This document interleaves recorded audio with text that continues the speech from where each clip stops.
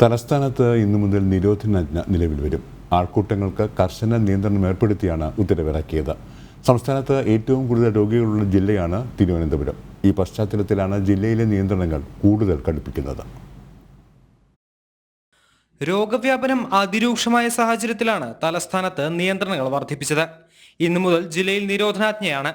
ഇത് സംബന്ധിച്ച് ജില്ലാ കളക്ടർ നവജ്യോത് ഖോസ ഉത്തരവിറക്കി.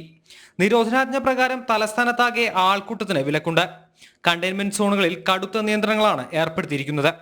കണ്ടെയ്ൻമെന്റ് സോണിൽ അകത്തും പുറത്തും പരിപാടികൾക്ക് 5 പേർ മാത്രമേ പങ്കെടുക്കാവൂ. കണ്ടെയ്ൻമെന്റ് സോണിൽ വിവാഹ ചടങ്ങിലും മരണാനന്തര ചടങ്ങിലും 20 പേർ മാത്രമേ പാടുള്ളൂ.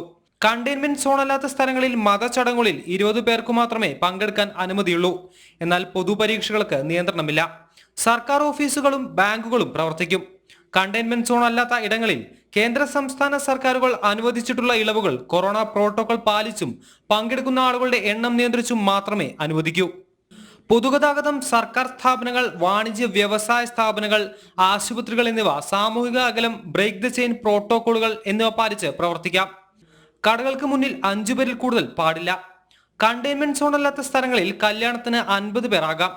ഇന്നു മുതൽ ഒക്ടോബർ 31 അർദ്ധരാത്രി വരെയാണ് നിയന്ത്രണം. രോഗവ്യാപനവും മരണനിരക്കും കൂടുന്ന പശ്ചാത്തലത്തിലാണ് നിരോധനാജ്ഞയിലേക്ക് തലസ്ഥാനം നീങ്ങിയത്. 12,223 പേരാണ് ജില്ലയിൽ കൊറോണ ചികിത്സയിലുള്ളത്. 1096 പേർക്കാണ് ഇന്നലെ രോഗം സ്ഥിരീകരിച്ചത്. സമ്പർക്ക രോഗികളുടെ എണ്ണവും മരണനിരക്കും കൂടുന്നത് തലസ്ഥാനത്തെ സ്ഥിതി മോശമാക്കുകയാണ്. നിയന്ത്രണം കടുപ്പിച്ച് രോഗികളുടെ എണ്ണം കുറയ്ക്കാമെന്ന പ്രതീക്ഷയിലാണ് ആരോഗ്യവകുപ്പ്. ജനം, തിരുവനന്തപുരം.